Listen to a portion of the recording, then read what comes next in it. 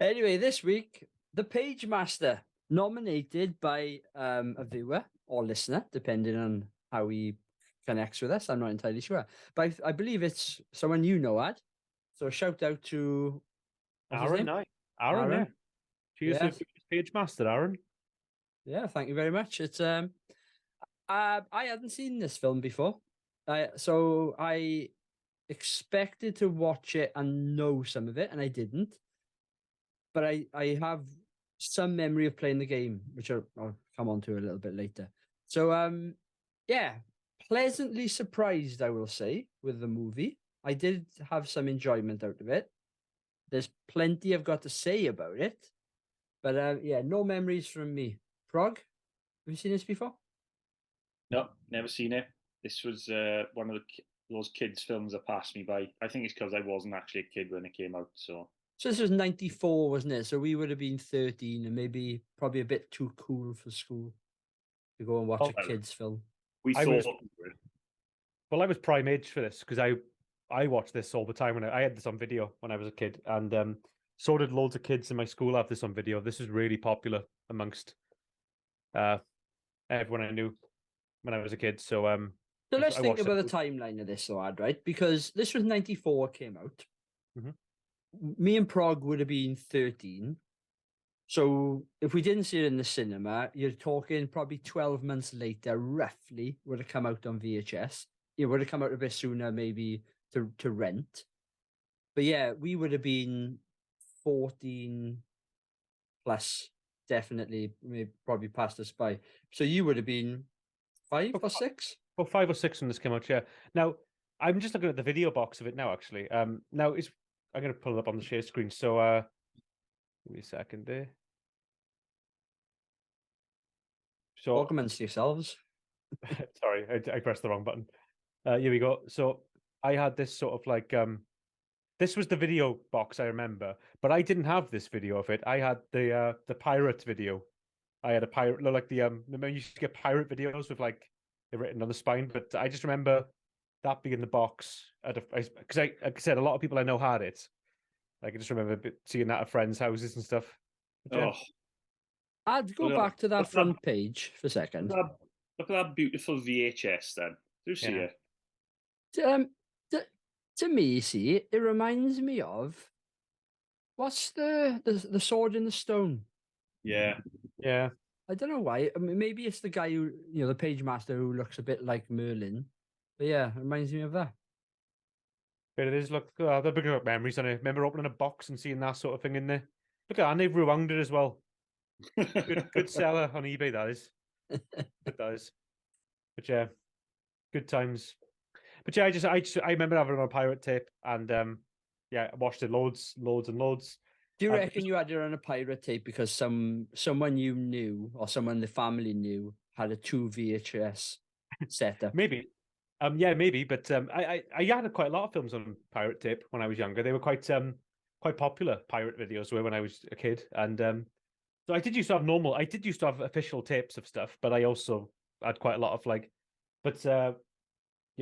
you just get them, right? You just sometimes the pirate tape would even bother to print out a cover for you, and you'd have a little like plastic box with a printed off black and white cover or something. But sometimes they were just a Memorex, and I just distinctly remember having this when I was one of those tapes when I was a kid.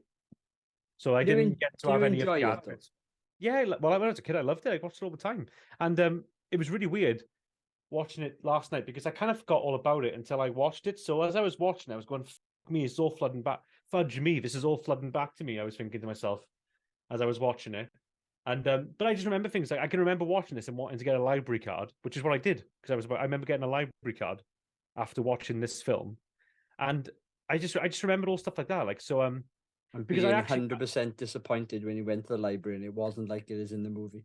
Well, yeah, it was. But I used to like the library when I was a kid, as lame as that sounds. Bear in mind, this is a time before you had every video game in the world and tablets at your disposal. So the library was pretty cool when you were a kid. I mean, you had like comics there, books there, like all sort of cool stuff in there as well.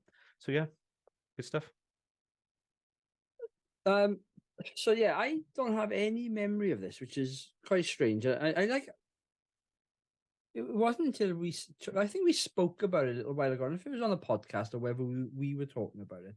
And then someone mentioned the Pagemaster, and then I think Aaron, maybe it came off what Aaron suggested. And it's funny because I used to love Macaulay Culkin growing up. You know, like he had that, I don't know, maybe 4 or 5 years where he was massive. Everyone wanted him to be in their film, whether it be Richie Rich, Richie Rich, Uncle Buck, and but yeah, this one, I wondered if it was Macaulay Culkin sort of, he was coming to the end of his cuteness phase, so to speak. But this film did take, I think, something like 3 years, 3.5 years to complete. So I wonder whether they had filmed it in like maybe, I don't know, 92-ish. And then obviously it took that long to get the animation on top. I don't know. Because he didn't look 14 in it, that's for sure. Or 13, whatever Macaulay Culkin would have been at the time. Oh yeah, he's definitely a little kid in this one. I'm just looking at his filmography right now because, like, it seems to be that the last film he made was Richie Rich, which, by the way, is crap. That is a crap movie. Like, I didn't like it when I was a kid that much. I always thought it was boring, and I watched it like a few years ago on TV with Liz, my missus, and like, because me and her were both just like, this is awful. This is really bad. So I reckon this is like the last kind of cool movie he made, probably. I know what I'm nominating for my film then after this. Don't do Richie Rich. When was the last time? Have you ever seen Richie Rich? I have, yeah, but like not since I was probably a teenager, and it wasn't for me. I was a little bit too old, I think, at the time. Just that whole thing was like, I got a McDonald's in my house, and like, oh, it's just proper. Like, well, I only thought that watching it as an adult, but it's so low, that film is, man. It's just low. With Macaulay Culkin, right? Like I said just now, I think he had that initial sort of cute phase, but no one really wanted a teenage Macaulay Culkin. No. Yeah. But he did. Have you ever seen The Party Monster? No. It's a good film. It's actually a really good movie. It's based on a true story. It's about it's a really strange film to do, but he did it in 2003. But it's by these two directors called they did that film Some Kind of Monster by Metallica and stuff. I got the names up here actually. Randy Barbato and Fenton Bailey. They're good directors, man. But well, one of them passed away, I read, a couple of years ago. But anyway, it's a true case with like this very prominent gay guy in like the sort of drag gay sort of world. Him and some other guy killed someone in this nightclub which they owned. I haven't seen it for years, so I'm a bit vague on it. But it's basically like a true crime story based on that, and he just plays like this really horrible, like self-absorbed person, and he's brilliant in that film. I think it's Seth Green in it as well with him. Yeah, I was just looking at it now. Seth Green's in it. Yeah, Macaulay Culkin, Seth Green, Chloe Sevigny. It's a really good like thriller from like which no one really ever talks about. Do you ever see that one, Progo? Party Monster? No, I didn't. I heard about it when it came out because it was the return of Macaulay Culkin because he hadn't done anything for years, had he? Yeah, it's a really good film, and like, but I remember it was one of those ones. I didn't watch it in 2003, but a few years later, it's one of those ones you rent from Blockbusters on a whim. And I remember just watching, being like, "That was I think I rented it the same time as Private Parts with Howard Stern. You remember that? Remember that film? I think I rented this and Private Parts together. So I said, like, what an 18 rated double whammy to watch, right? And I just remember like watching them in one evening and being like, that was two really good films back to back there, But Marilyn Manson's in it as well. Yes, right. Yeah, I haven't seen it for years. We're talking like the last time I would have watched that would have been like late 2000s or something. And like, I mean, it's telling, but I rented it from Blockbusters, so so yeah, it's just one of those ones. He's a good actor, Macaulay Culkin. Yeah, well, I think he was. I know he's not doing as much now, but I think he just does more like online stuff. Like he pops up on Red Letter Media, this channel I watch on YouTube quite sometimes. I think he just does some sort of online business sort of stuff now. But I just think he's one of those guys that was a bit like wasn't really into the acting. Well, a lot of it he was pushed by his parents, wasn't he? And he's been quite open and saying that. But obviously his brothers are really good actors. I mean, like obviously his one brother, Kieran Culkin, he's in Succession. He's brilliant in that, and He's got Rory Culkin, who was in Scream 4 and stuff. There's a million Culkins out there. They're all out there acting. They're like the Baldwins. They're everywhere, man. So going back to this movie though, I'll mention it in changes, but what age group is this movie aimed at? Do you reckon? Is it I'd say because it's quite dark in places? Do you think? And scary. I think it's a similar tone to a Disney film though, and I'm talking like early Disney. Yeah, well, yeah, I agree with that actually. There's some of that, like Snow White, where you see like the queen or the evil queen. It's all imagery, isn't it? Yeah. It's just I was going to sit down and potentially watch this with Emily, so she's almost 5, and I'm glad I didn't because I think she would have found some bits quite scary. Well, I used to watch this with my younger brothers, and when I was a kid, and they didn't get scared by this, and they would have been but they watch RoboCop. Yeah, No. and your childhood is different to every other child on the face of the planet. I don't think kids would find this scary, would they? I mean, like, is it that bad? I mean, it's not that bad. I just think, a couple of years older mine needed to be. 5 But would like- be, or 4 or 5 would have been too young. I love Adam's lack of empathy.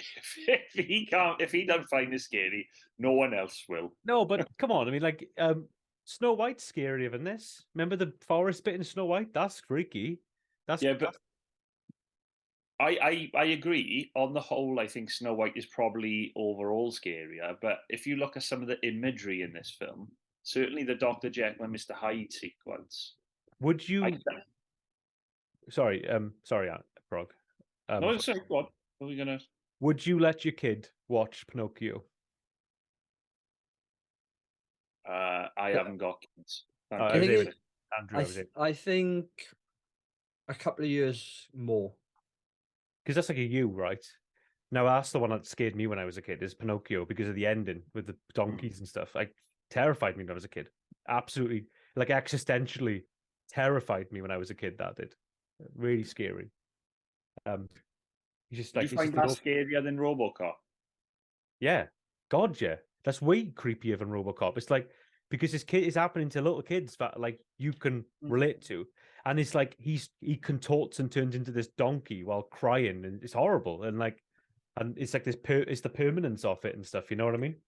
It's that scene for me as well. Sorry.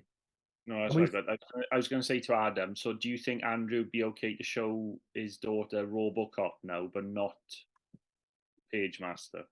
I reckon if you want tough, hard kids, pop RoboCop in for them. But yeah, like, absolutely. You want your kids to turn out like Adam and shut on RoboCop. Give the man a hand. Yeah, but what age is your? Because you've got a boy as well, right? What age is you going to be when you pop Predator in for him? Hopefully 4. I mean, next year. Do you want it to get bullied in school all the time? Like, what's going? All the other kids like, have you seen Predator? And he's like, no, my dad won't let me watch it. Bang.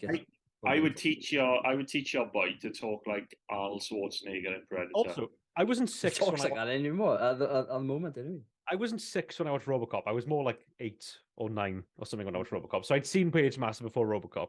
So I will say that's better.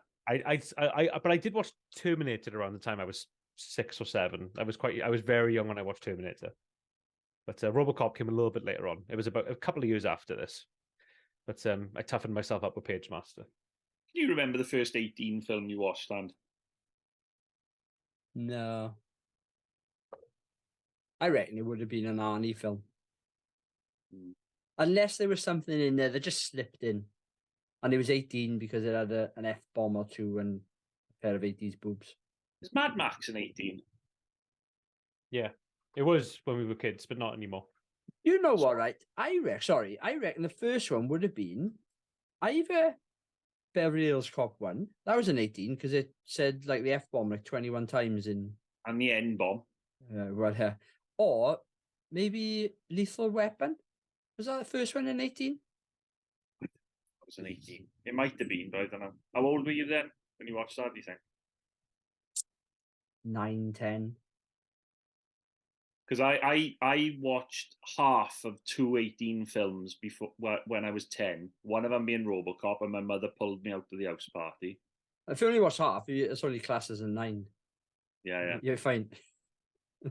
And I watched 40 minutes of Mad Max, but it was the last 40 minutes because it was on TV, and for some reason I was up late and the TV was on. But I didn't watch it all the way through. The first proper 18 I watched all the way through was Total Recall, because my father said, "Come on, you're old enough now to start watching some of these films," and he said, "I'll watch the first one with you." When it was Total Recall, when I was about, I think I was 13. That's 14. not a bad first 18 film to watch. I don't No, think. it's not, because I think he picked that one because it's quite fun as well, isn't it? Yeah. And also it's fantastical because it's about aliens on Mars. So he could kind of go, "It's not real. You know this ain't real." So Yeah, but that thing where like this isn't real, right? I always remember. I watched Alien with my grandfather, and his advice to me was like, "Before we put this on, Ad, this is in space. This will never happen to you. You're safe here. This is all in space. So it doesn't matter." Didn't work. how old were you? 5. Months, yeah. No, I was about I would have been about 10 or 11 or something when I watched Alien. I just always remember him saying that, being like, "Okay, that's my comfort blanket," and it just being quite intense to watch. But you've already seen RoboCop by this time. Yeah, but I think there's a Alien's more difference, though, horror, isn't it? There's a difference watching like a horror / monster alien film to some form of science fiction or like an action film. Like I think that you could watch Commando at 8, 9 and not be as affected by it than something else like Alien, for example. That's really apart. Around that time when I was about 11 when I watched Total Recall, and the entire film was fine except for the bit when his helmet burst on Mars. I couldn't take that when I was a kid. That freaked me out. I was little. When his eyes start bulging out, I found that really bad. But aside from that, RoboCop wasn't that bad for me when I was a kid. I was fine with. I loved RoboCop when I was a kid because he was alleged like it was like a hero movie. You know what I mean? It was like this true like this guy's like killed and then he comes back as a robot. That is perfect fodder for an 8-year-old boy. Like that is a great film if you're 8 years old. And Also depends what version you saw, listening. though, Ad. What version did you see? I had it on I had the official. My friend Sam that lived on the same street as my nan had the official VHS tape of it, so it wouldn't have been the Criterion version, but it would have been like not. It would have been edited for TV or anything. But I remember I used to lend that off him all the time. I used to take it home all the time and watch it quite often. Because I just remembered it didn't have a box. It was the official one, but it just didn't have the case for it. So yeah, watched it loads when I was younger. Watched RoboCop loads of times when I was younger. Great film. I never liked number 2 though. I used to like number 3 as well though. I like number 2. But yeah, sorry. Go on then. Favorite aspect of Pagemaster? What have you got? So I'm hands down picking James Horner's score. I think it's incredible. But then I'm a massive fan of James Horner. And I'm also going for some of the imagery. We've already briefly touched upon it, but that sequence with Dr. Jekyll and Mr. Hyde, like even today, I think watching it yesterday, I thought that looks great. That looks fantastic.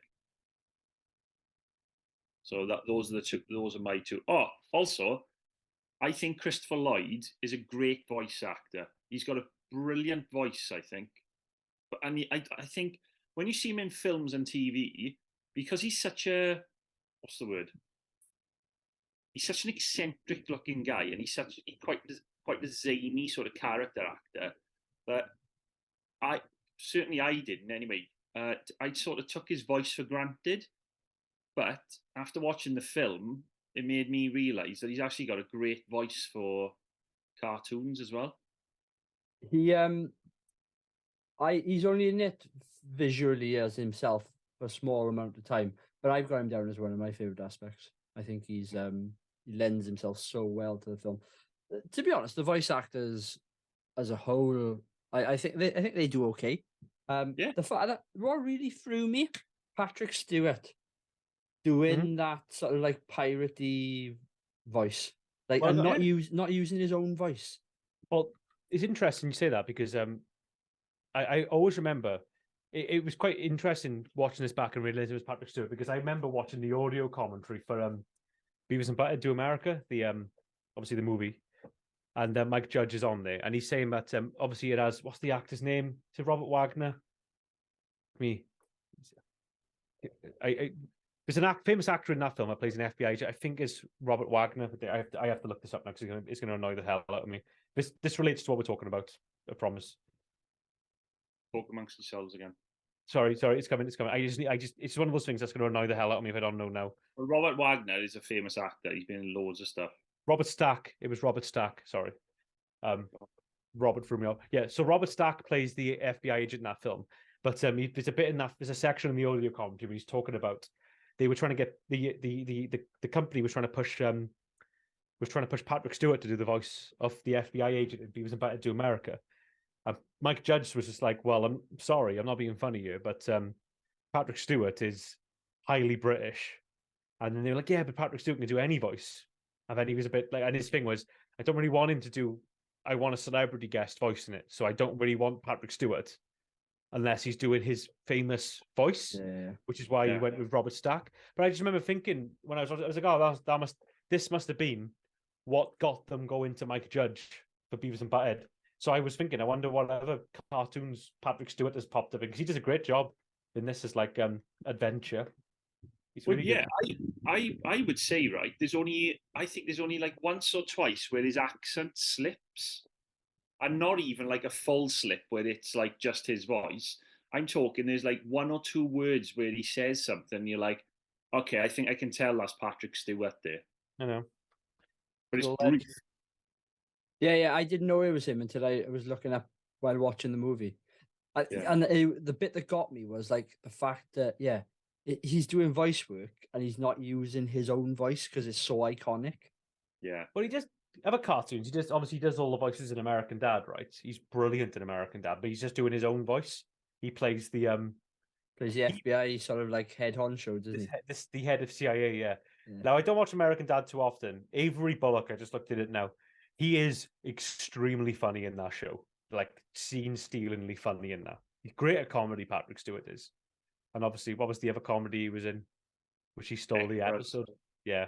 Amazing in that. Well, he's in Family Guy as well, isn't he? But he does the voice of Joe's daughter. Yeah, it's like in a monologue voice. Yeah, it's brilliant, man. It's absolutely brilliant. The fact that this, like, I don't know, 6-month-old baby's got Patrick Stewart's voice. It's a bit annoying because I'm looking at all the other stuff he's done since, right? Now, there's a cluster of films he did in the 90s like this. But then, like, he's in Animal Farm, the cartoon of that in 99. He's in a couple of other little, like, animated things. But then it seems to be, he just kind of falls into doing his usual voice in cartoons. And it's like, man, that's great. You've got a great voice. But they should have, I really wish people made more use of his range. Do you know what I mean? Got him doing more stuff. Because have you ever seen that film Green Room?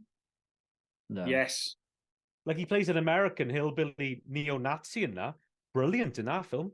So he can he can go beyond his accent, his famous accent, and he's great at doing it. Very commanding actor as well. But yeah, quite sad. He's just been kind of locked into that Picard thing. I wonder if that ever frustrates him. Have you ever seen him with hair? A picture? No. Should we find one? Find it. Threw me massively. I was just like, what's going on here? Because he's looked about 70 for the last 30 years. Hell of a boy as well, Patrick Stewart. If you know what I mean. Seen his wife? Is she Asian? No. But she is considerably younger. He's done well. So look, is that a wig? No, this is actually. He looks totally different, doesn't he? Totally. I realize you would. Jesus. I think that's someone that looks like him. Oh, that's not him, yeah. Whoa. Look at that one, that black and white one in the middle. That black and white in the middle, lad. He looks a bit like Mark Lamar there. This one. The one in the middle on the top row. This one? No, yes. That's not him, surely. Yeah, it's the wrong photo of Patrick Stewart there. So that's not him. No, that's No, this no. guy. That's this guy. All right. So the one on the third row on the right, that's the young Patrick Stewart, is it? Maybe he is, but we as well. That's like if Rod Stewart and Picard had a baby, that would be a. I was just gonna say it's got to be Rod's hair. Very. Uh, But yeah, he's great in this. And like I thought, like obviously Whoopi Goldberg's good, but she's just doing her own voice. She's doing a normal voice, you know what I mean? But she's still good. But it's cool to hear him doing like this swashbuckling, cliche pirate guy. And he sounded a bit Geordie. Was he going for like that sort of range or something in it? Like he had a bit of a northern sort of. No, yeah, no, I took it as more like a Bristolian accent. Well, he's from Yorkshire, so I Yeah. wonder if he was just tapping into his original accent. This is what we need. We need our northerner for this. We need Evan, but Yeah, no, Ed, where are you? shat out on us, didn't he? Too busy eating steak Jack breaks. himself, more like. I know. But if you're talking about Picard or Patrick Stewart and Whoopi Goldberg, there's two other Star Trek alumni in this. Name them. Spock. Spock, one other. And it's who's the director behind the Burbs? Joe Joe- Dante. Yeah, not him, but he has a favorite that he uses in a lot of his films that was in Star Trek. And he also played the cowboy in I can't even remember the movie's name. Inner Space. He plays the cowboy in Inner Space. I can't remember. It's Robert Picardo. Yeah. Him and Wow. Dick Miller have been in loads of Joe Dante films. Hasn't Hey, hang on a minute now. This is sounding a bit sus. Evan normally does this. Are you sure you didn't tamper with Evan's technology? He couldn't He get sent on. he sent me his notes. Yeah. He's like that. Let me in. How tight this room. With his little sheet of paper with actors' names on it. Yeah. No. Also, I found out some controversy behind this film as well. Some very stinky sort of like behind the scenes drama which happened as well with this film. Did you read about it in your research? No. With some legal issues. Do you want to read it out? Yeah, go on. So if this is too long, cut it out. But the screenwriting credits for this film were the subject of a protracted legal arbitration. I couldn't say that word then. With the Writers Guild of America, or WGA, when its producer Dave Kirshner attempted to claim sole authorship of the screenplay and origin story. So I want to read the entire thing. Actually, no, because Prog's making that face, I'm going to read the entire thing now verbatim. It's called with no credit for its original screenwriter, David Kasky. Typically, proposed credits are submitted to the WGA for approval well in advance of the release of a film or the publishing of posters or novelizations on which writing credits appears. In the case of the Pagemaster, the producers attempted to claim that as the film was now largely animated, the WGA did not have to have the jurisdiction to determine credits. So basically, they tried. This David Kirshner guy came on with a finished screenplay by this David Kasky guy, did a rewrite on it, and because it was like a sort of like a cartoon, he tried to like slip it past the WGA and be like, I want sole writing credit so we could have more money. And I want it's quite a long, lengthy thing, but it's basically turns out it was one of the most expensive. No, at the time, it was the most expensive and extensive investigation into that sort of tampering. So yeah, David Kirshner, bit of a bell end on this one. I wonder how we thought he could get away with that then. But because it was mainly a cartoon. I think he thought, but because it was mainly a cartoon, it wasn't the same as like a live action movie, which follows those rules quite staunchly. And yeah, that's what happened. But that script would have gone out without his name on it before, wouldn't it? Yeah, so he took over as the main screenwriter. He's the brain producer behind it as well. Oh, but the guy produced the first Child's Play film as well, or Child's Play 2, which is the best Child's Play film. After what we've just learned, did he? He didn't write it; he produced it. He didn't. He produced that one, but put his name on it. That's actually the best one as well. Everything from now on is questionable with our person's concerned. I know. He's still going now. He's still going very strong now. He's does loads of stuff. Hocus Pocus 2. He was one of the writers on that as well. Yeah. Oh, so we should blame him for that, should we? Yeah. Aren't they doing a Hocus Pocus 3? No. Yeah, apparently. He's also doing it. He's also producing at the moment the Curious George movie. Well, live Is it action that one. with George Clooney? Oh my god, he made Titan AE as well. God, do you remember that? Yeah, I quite like that. Christ, the this time. guy knows no bounds. Anyway, sorry. Was Titan AE the manga? No, it was like a space sci-fi. Space animated one, but it came out around about 2000-ish. Yeah, flopped really bad. What am I thinking of then? I don't know. No. Probably Attack on Titan. That's the one. Yeah. Yeah. But another thing I want to talk about quickly as well. This film, like, in the other research I did for this film got dogpiled by critics really badly. I'm talking 21% score on Rotten Tomatoes. I have a bit of a theory on some of this. And I haven't read any of it. This is my own sort of personal view. Oh, here we go. This is what I'm here for. Come on. This isn't controversial. Let's get our tinfoil hats on. This isn't controversial at all. But when did it come out? 94. 94, What yeah. else came out in 94? There was a massive animated film. Who Framed Roger Rabbit? No. No. That was Oh, yeah, 86, Lion 87. King. Lion King. And what I would say... I thought Roger Rabbit was later than that, but never mind. No, but late 80s, 87, I Yeah, think. it was about 87.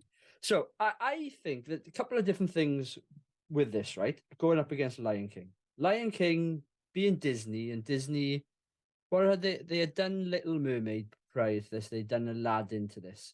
So they Beauty and the Beast. Beauty and the Beast. So they were building, there were some, bangers in it. The animation style on this, I think looks dated, and I think it would have potentially looked dated at the time as well, when up against something like The Lion King. So I think the studio that did this, or the animation people behind this, weren't they the guys who did Land Before Time? I think they were. I think they were. It's very similar, and I'm pretty sure. And I think what's the other one? I saw the second one in the cinema. American Tail. Great film. Fido Goes West. The second one is. So I think it being up against Lion King, I don't know when it came out.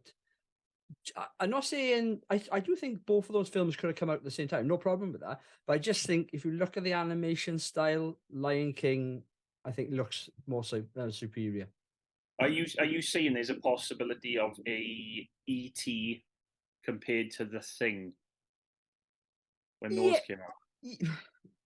To a certain degree. I just think the critics may have looked at this and thought, this style looks a bit dated, and they maybe not given the movie then a fair shot. Yeah, and also they were all over Lion King when that came out, weren't they? Do you know what gets me about that? Not one of them said anything about Matthew Broderick being a lion. Still a great son, isn't it?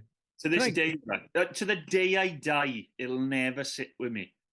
I'm gonna read some of the review quotes for Pagemaster from Rotten Tomatoes. There's not a lot. But Can I just say one more thing?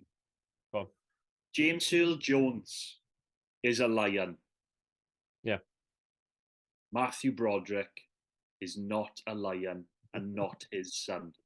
Yeah, but that won the Oscar for the eyes from Nala. That's what got that the Oscar. Great. The Fudge Me Eyes. Yeah, the Fudge Me Eyes, yeah. I'm not going to watch a film for a Fudge Me Eyes, am I? Matthew Broderick's turning me off. I got Nala turning me on for 2 seconds and Matthew Broderick turning me off for 90 minutes. Before Adam does his quotes, I got another point that I was going to mention just now. You've mentioned James Horner's score. I think it's good, right? The bit I don't think is good, and I was going to mention in changes, but I'll do it now, is that song, which is about 3/4 of the way through. It's like, what the hell is that doing there? Best bit of the film, man. What are you talking about? Oh, shocking. So put that up against some of the bangers you've got by Elton John and Tim Rice in The Lion King. Frog I'm talking about just the score now. Not the score. The score is great. It's just that one. That song is. Oh, Frog, you were sat there when It didn't help that Adam burst out laughing as soon as that woman started singing.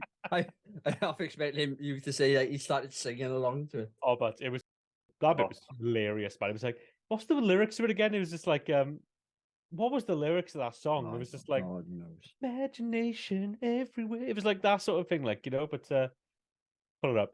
I'm pulling that up quickly. It's got to be done. That song, though, oh my God. Because it was so left field, right?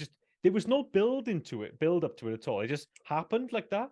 And it just completely caught me off guard. And that's why I laughed so much. It was like, it just got me like, whatever you imagine. Here we go. That's it. Wendy Moulton. Should be able to see it. Okay. Yeah. But there, I'm going to stop. Let me just share it again. So you can. I have to make sure that you can hear the sound on this as well. It just came out of nowhere as well.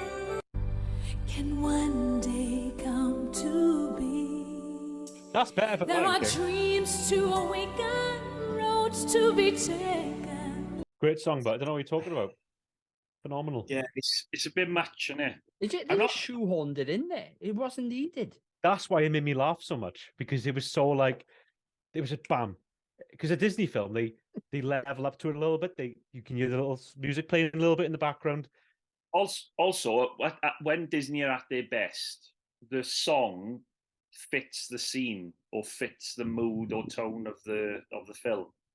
That song, as you said, Anne, it's just doesn't feel right.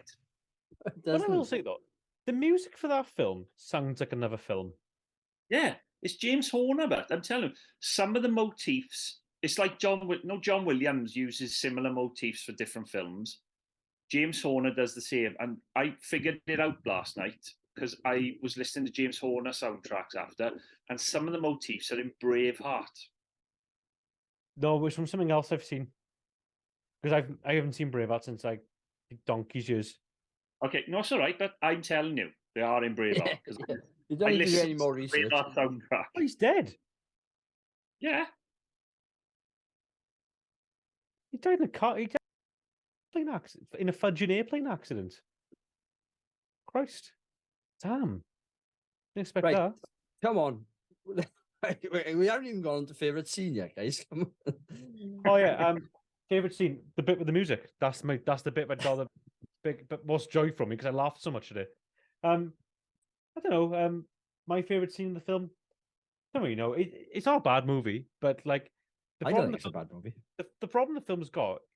Okay, let's just before we get into this, let's just quickly go through some of the reviews, right? Because I gotta hammer this one down, right? Because the biggest mystery of this film is why it was so shat on by people.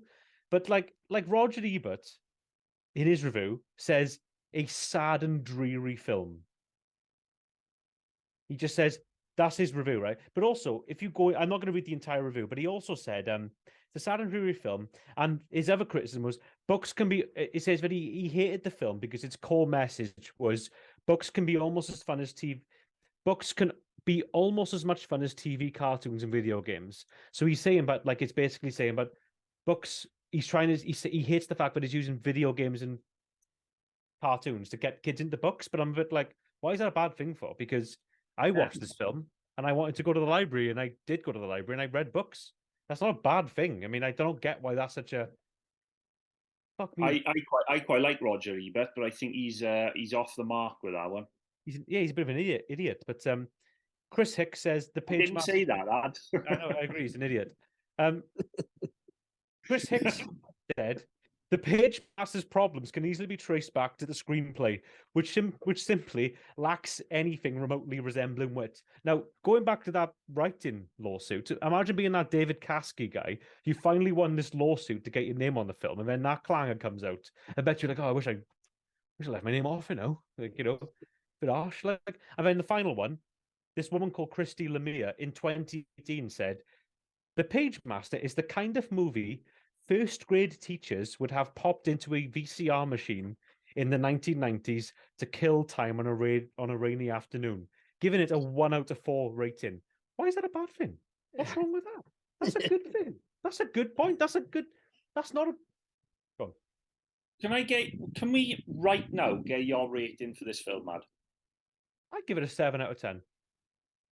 That's a fair score. 7 out of 10. Just bam. There's the job. There was joy. It's got problems. but it was okay. But yeah, that was the thing. But I've we won't already be- said I've already said what my favorite scene was. It's the Jekyll and Hyde sequence. well, I did quite like the I think it was the pirate stuff was my favorite. My favorite section of the film was the pirate stuff. I thought all the pirate stuff was the best bit. That was more My favorite scene, I think visually, Credits. the end credits, is the transition from live action into the animation when he's in the library and the paint comes down and it's going through the sort of aisles of the shelves and I'm- things. I hate to say this, but Adam actually bigged that up a little bit before that scene came on. What's that now? The transition scene. Yeah. Adam bigged it up. He gave it a big un, and then when I was sat there, I was like, I knew it was You gonna be were up bad. here waiting for it, and you were like, I oh, was, yeah. and it didn't come. I knew it was going to be. I knew it was going to look It dated. was one of those. Yeah, I'm not saying it was spectacular, but I thought it was good. I thought it was quite colourful and vibrant. So. Let me just clarify. I'm not saying it was bad or awful. I'm just saying that Adam gave it a big one, and I was a little let out. Do you know when someone says to you, "Listen to this song. It's the greatest song ever," and they put it on, and it's drum and bass, and you're like, "What? What you put this on for?" What's wrong with drum and bass? Nothing. It's just not. It's just never going to be the greatest song ever if it's drum and bass. That's Could all. be. Why? When- It could be. I mean, you can't just say because it doesn't have lyrics in it, it's not going to be the best song ever. Could be. Never know. It's got no lyrics. It's not a song. Well, what makes a song? I thought this doesn't have the lyrics to be a song, does it? Music and lyrics. What constitutes God? This is another thing. What constitutes a song? It's all right, but I agree with you. I do think that there's songs that don't have music. Drum and bass does have lyrics in it sometimes, though. It does have like the check it, that sort of stuff in there and all that. So it's words. It's words. Oh. Sorry. Right, come on. Let's move on to some changes. What have I'm you sure got? Adam got some. Well, actually, I'm just going to say mine because I've mentioned a couple of them already, and we can then quickly tick them off. I do think the animation is a bit dated. I've mentioned about the Lion King. I think if you go up against that, it's going to make it look probably not the greatest thing. I've mentioned about the musical number. Don't need to go over that anymore. I do think the movie goes on at quite a pace. You're going through story, and I would have I don't know. There was something about the movie which I thought either you need to maybe put a bit more time into one or two of those more stories, if that makes sense, or they needed something else. I felt that it just flew through them, and it for me it just needed something else to tie in the story a bit more. It needed I another think- 10 minutes. It needed 10 more minutes. Which is a massive surprise that I'm sort of like agreeing with that, because normally I'm like, yeah, it needs to be shorter film, it needs to be blah. I think part of the story's issue is they're using literature which is pre a certain date, so that it's in the public domain, so they don't have to pay for the story or the rights to use it. So I wonder whether whether that had an issue, whether they couldn't find something else to fit into that sort of adventure. But I'm nitpicking a little bit here because I'll be honest, I did enjoy the movie. I just thought they could have built on that bit a little bit more. What have you got, Ad? Can we be brutally honest? What my change should be? Macaulay Culkin? Get rid of that horror book. Oh, It's I agree, actually really agree. And it's So? just a bit like, annoying.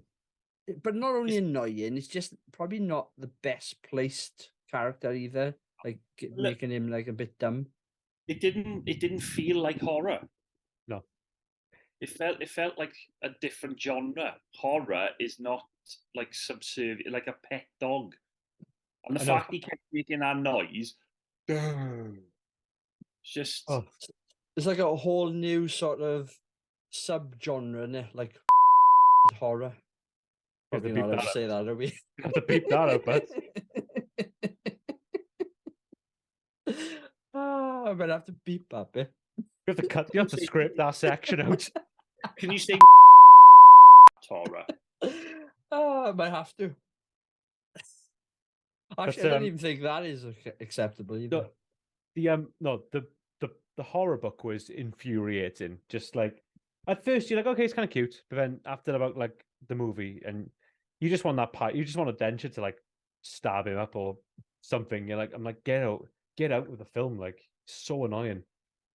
It's Yeah. like it had the same effect as like Jar Jar Binks or something. Like, I don't know what it is with kids' films, like episode 1 or something, where they just have to like, just smash in some crap like goofy side character like that, you know? Yeah, It but is. isn't that in the very fact that it's a kids' film?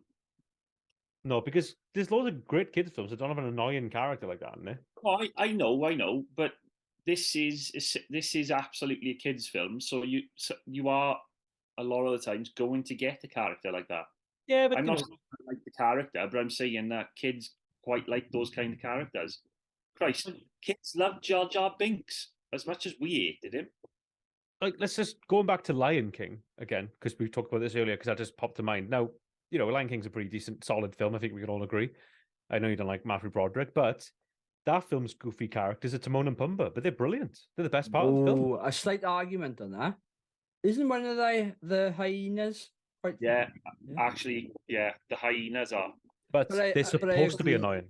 But I agree with it in that sense as well. I really don't like that character. There's no annoying characters in Beauty and the Beast. Yeah, but they are. Or is it what's his name sidekick? Gaston's sidekick. Shit. Lumiere or Lumiere Well- or whatever his name is. Lumiere's not annoying. He's a legend. I hate Beauty and the Beast. I Oh. absolutely hate that film. Beauty and the Beast is in my top 3 Disney. I used to like films. it. I used to like it, but it's just I hate that the plot hole just ruins the film for me, man. I know what I'm nominating today. Hot Can- take. can Never seen it. Can I just say, I'm gonna say, I want to. I know I've told you this before, Prog, right? But I just want to say this bit for the podcast so the listeners can understand, okay? But the whole thing with Beauty and the Beast, because I haven't seen it for a while, but it starts off like that, right, Andrew? You know the basic story of Beauty and the Beast. Yeah, You turn- Stockholm syndrome, isn't it? Yeah, basically, yeah. But at the beginning of it, right, how the Beast becomes the Beast. So he was like this. He's like this man who's like this, like he's a bit of a chode. He's not nice to people, right? He's a proper arsehole to everyone.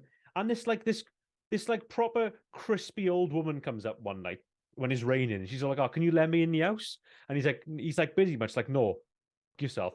Am I on the right path here, right, Frog? That's what happens, isn't it? Well, you are exaggerating slightly, but But carry that's on. that's what happens, right? So to punish this handsome man, she turns him into a snarling, super strong beast, right? But then she turns all the servants in the house to candles and cups and stuff, and I'm like, they didn't do anything. What the hell was they? Why have you done that to them?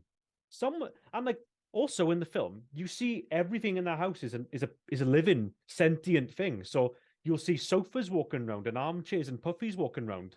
Some fucking toilet in that house.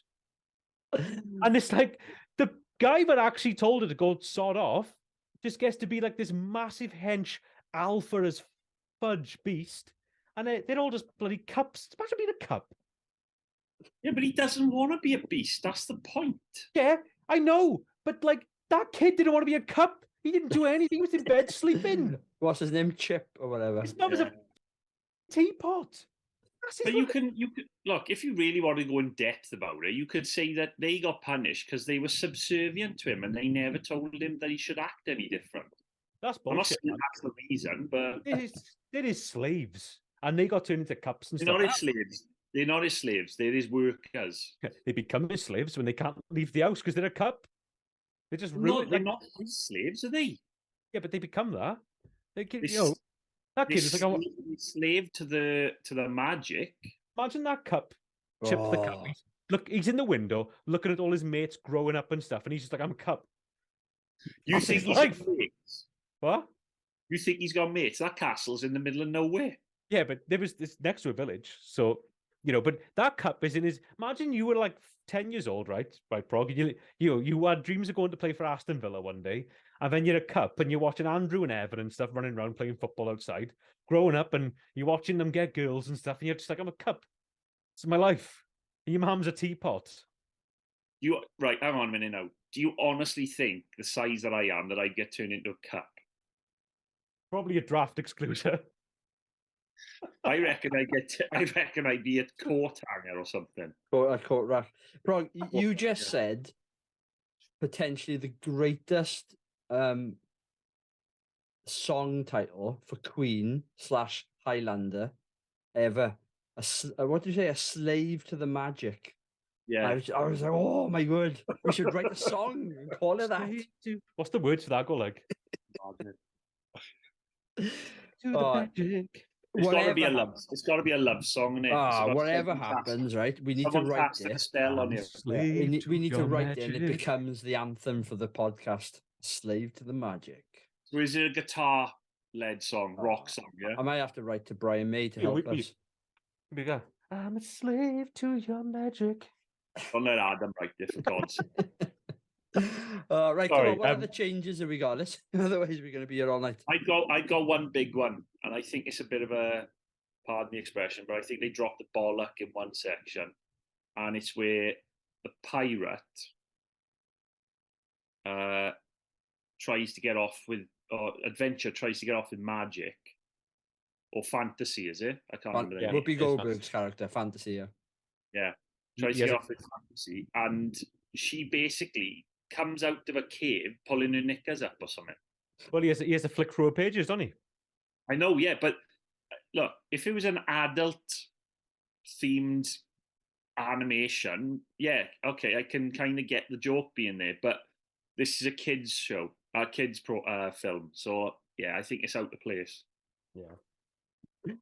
The only other change that I've got, Macaulay Culkin can't ride a bike for shit. I know there's that end scene, but Jesus Christ, terrible. The ending isn't quite earned. I'm going to say that as well. Like, I think, and that's because the film is way too short. But you know the old thing when he comes home and he jumps over the ramp and stuff. I think if the film had about like 10 or 15 more minutes to kind of build on the front bit, that could have been a bit more, like, you know, it's a bit crap in it, the end. Oh, I got another query as well, right? How far away is the hardware shop from the house? It's quite far. But he's cycling for miles. He's like up mountains and things as well. I know. Going through tunnels. Why didn't you just stay in that tunnel when it started raining? Oh, I don't know. I have got a slight sort of reasoning for it because all the lights started blowing. But just stay like in the edge. You know, where it's not raining in the tunnel. I gotta say, that boy's put down to him. Where'd you go? Where you going? The moon? Great. What are you talking about? That was a great put down. Making fun of his space bike, isn't he? You know, Macaulay Culkin was nominated for a Razzie for Worst Actor for this. How could you do that? How could you do that to a kid? I mean, I know the Razzies have got to sort that out, man, because, like, I know it's a bit of fun and games, but when you're like doing that to a 10-year-old kid or 11-year-old, sort your life out, man. Like, Jesus. Harsh as hell. And it's not really bad in it at all. I tell you what that is, right? It's the same thing all the time with the Razzies. The Razzies do my head in because it's a group of people who are like, who can we take down a peg or two? That's what they do. Now, but also it's a big actor, isn't it? And it's like, how can we sell our organization a bit more? Who can we go after? Oh, Macaulay Culkin's had 4 or 5 years of, you know, being paid loads of money, even though he's a child, and he's had a few big hits. I tell you what, why don't we give him a little slap, is it, across the face? Let's give him a Razzie Award nomination. It's like, is it Sandra? I can't stand it. I can't stand it. Got nominated loads after the 90s. You know, she had a good 90s, and she got nominated loads for them. Can I just say though, right, in defense of myself, because if some people would say, but Adam, you ripped on that kid in My Girl. I just want to say that that's a grown woman now. They're old enough to, like, they can take the criticisms now, right? That's an adult now. They're older than me. But, like, I could never just, like, especially if I had a body as big as, like, the Razzies, or a company as big as the Razzies, I would never just be like, yeah, that 5-year-old kid that was in that film, let's give them a Worst Actor award. because they're terrible. Sorry, man. I put you on a level with the Razzies after everything you've said on this program. No. What's her name from Alien? Newt. Oh, yeah, Terrible. I think you should just go and work for Razzies. she deserves it. She's awful in that film. Actually, do you know what? Yeah, actually, I'm all for the Razzies. Actually, I've completely turned around on it straight away. But Newt is a different level, but she deserves the rip. She does. But also, I'm a guy sat in his room on a podcast with like a couple of thousand listeners. Yeah, with 4 listeners. I'm not like the Razzies, I guess. I don't think that excuses it anyway, but whatever. Ninth. Well, we were the ninth best music podcast in Norway or Denmark. Music. Movies. Yeah. Something's gone wrong with your music. God, you don't even know what you're doing anymore. Don't even know our genre. Right. I know the subgenres, but that's a different story. With the number 5 podcast from Aberdeen. So it's all good in it. Probably not. There's probably 10 better than. Right, come on then. Recommend. Would you recommend this movie, Adam? Yeah, I'd recommend it for someone and their kids to watch. Yeah. Brog? I'd recommend it for kids. Yeah. Yeah, I would. I enjoyed it. I'm in a couple of years' time when my oldest is a bit older and can, I think, just manage that horror section a little bit more. Yeah, I'd watch. Just whap it on for them, but check this on RoboCop straight afterwards, man. Just So what a double bill. Double bill. Just say to the missus, look, I'm making my children into legends today, and then just triple bill. Pagemaster, RoboCop, Alien, bam. You want that? Right, come on then, Ad. You will you do the Wheel of Fortune? Yeah, let's do it. I don't know what one Evan had last week, but let's get it loaded up. Well, Ev, he doesn't get a shout, does he, this week because he's not on.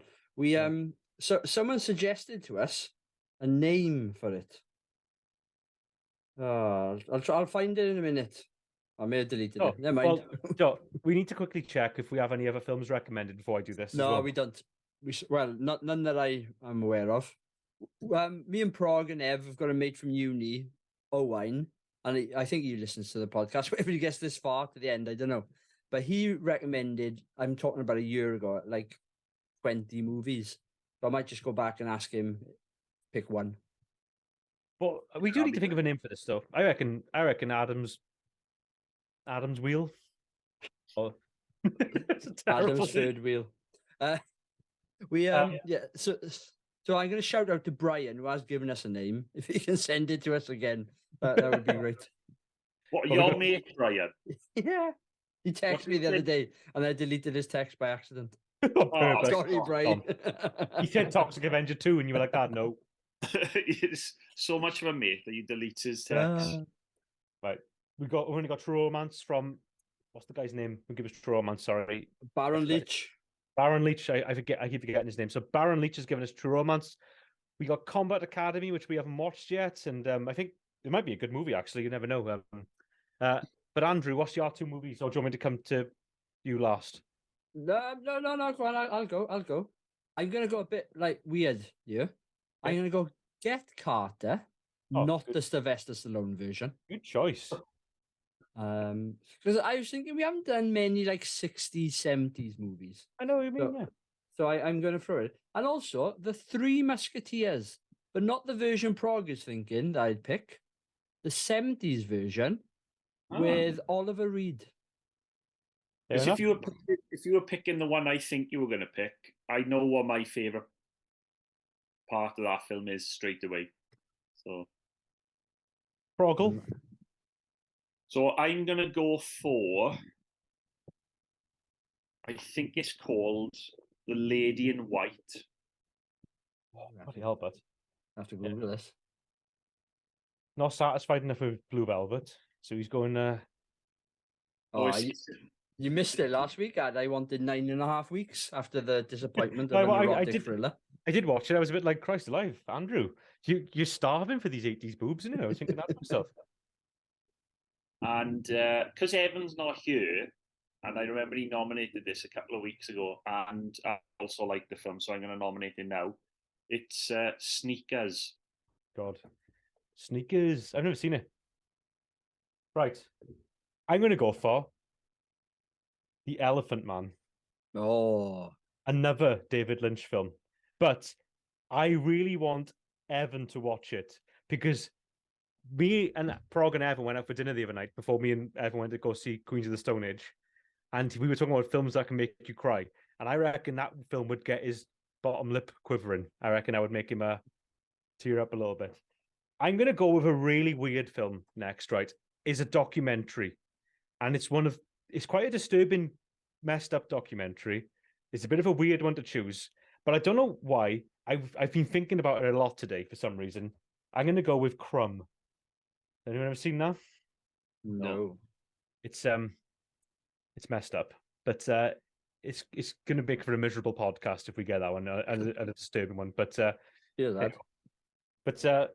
let's go for it, right? You would do your lad. It's gone past mine. Combat Academy. Yay! Oh, There we go. So I'm off this. That's it. Right. Cheers Another all. wheel done. Podcasts come out every week. Days vary. Yeah, if you want us to do a certain film in the future, just let us know. We're gonna have to have a think about a new booby film. But I know the new booby film is House of the Dead. well, not maybe not House of Wax. House of the Dead. Trust me, they want it. right. On that note, see you all. Ta-da.